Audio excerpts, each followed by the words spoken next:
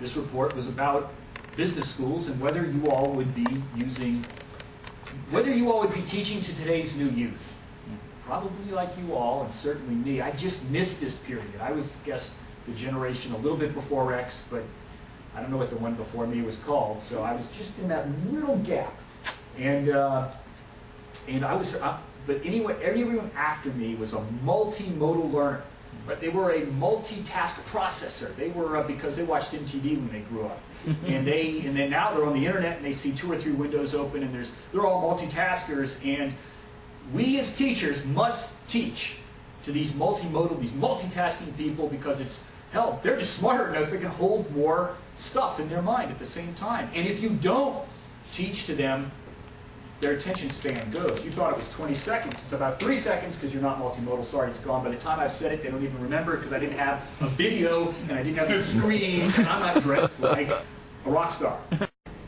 With the anti-money laundering world, which I mentioned to start this off, because that's the world where your students are going to make the most money, at least in the next 5 years, as shown by the economic data that exists today.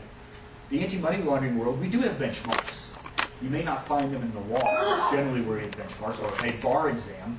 But those benchmarks, and I list the link for you in your handouts there from the Financial Services Skills Council.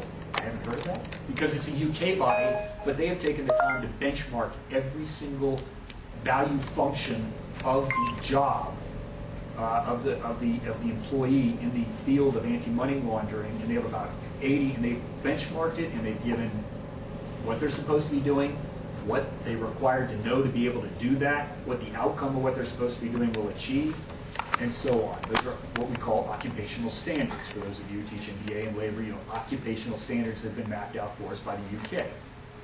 But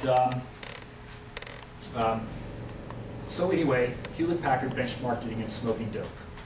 So that makes it quite a quite interesting test. What would be a less efficient way of holding and learning information, processing information from memory down to the analysis? If I was presented with a series of information and I was smoking dope, or I was multitasking, which would I come out on the other side knowing more from?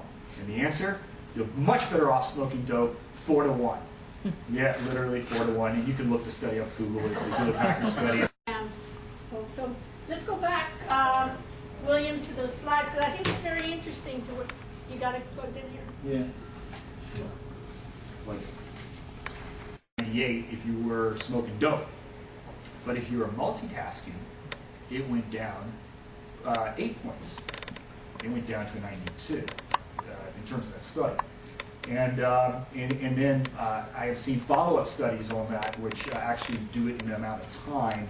And you've probably, if you're following this kind of literature, you'll see that if you take a break to multitask on something like, and what they were doing is reading email, telephone, or something like that. If you pick up the telephone while reading an email or writing a report, it literally is the same thing as never having started what you were doing in the first place. You're starting from scratch every single time. It's the same thing because the brain doesn't hold that many slots. Where you see now driving and people texting and phone calls. And that's why the state of California, most recently, much to my chagrin, because I am one of those famous, being on the phone 23 hours a day, sleep 1. But they have passed a law, and after I went through all this testing and really thought about it, I said, you know what, they're right. Not because I support insurance companies who are, of course, pushing these rules, but because I understand that my brain can only hold attention on 3 things, because one of my slots is just figuring out those other 3, and that's in particular, should we allow internet in the law schools? Because, and I know it for a fact, I've even set up a camera behind the room just to see what my students are doing. And they're playing with the card games, they're sending emails and SMSs. I'm a libertarian. I'm like the Adam Smith. I'm like, listen, you don't like what I'm saying? Don't come in. You know, sign the roll and leave. I don't care. You know, if I have 2 people, then I need to pick up what I'm doing.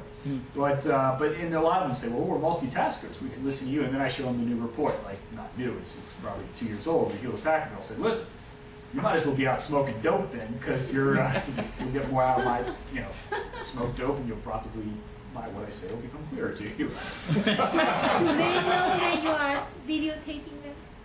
Is it a hidden camera or? Oh no, it's just, I was literally doing it to put it online, And then, but I actually looked at what I think. It's like, hey, isn't that one of those card games, the memory? I'm like, you know, that guy or that gal, she's actually playing, you know, those card games to improve her memory because, like, you know, it's one of these. So, you know, I know that that's really what she's doing. She's just tuned out. She's really smoking dope. But no, gigabytes, megatrillibytes. There's some term, and they said we've reached disinformation level now of, and it's like the Library of Congress times 1,000 or a zillion, or it's just so much information that we can't even know anymore. And now they have the new theory about information, being able to access information. I was listening to it on the on one of my downloaded lectures while probably on the phone, and thus I don't remember it right now. But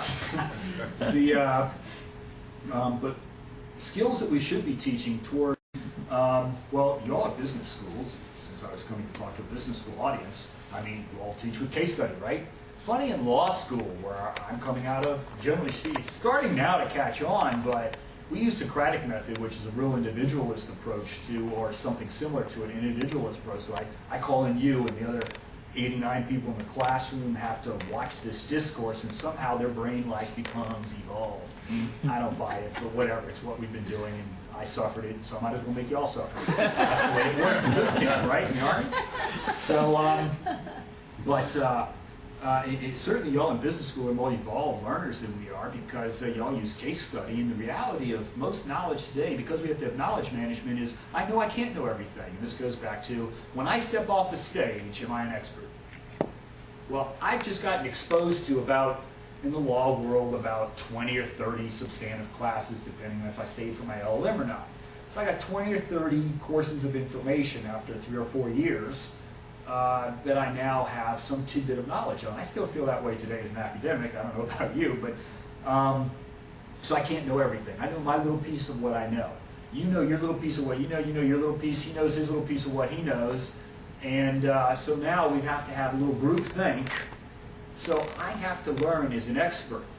And Tom was saying in his presentation, most excellent presentation on the courtroom stand, what makes me an expert, and looking through and being the honest opinion, like, I don't know, or I need to think about that one, or coming up with the, well, the reality as an expert, I often find, is what makes me an expert. I'm certain that somehow I got this when I was young in the classroom, because I didn't know anything of what I was talking about the first time I lectured, and I still don't feel I do. But even then, I was smart enough to say, that's a really good question. I really have no idea, but I'm willing to go look it up. I'm willing to manage my knowledge. And Let's do this.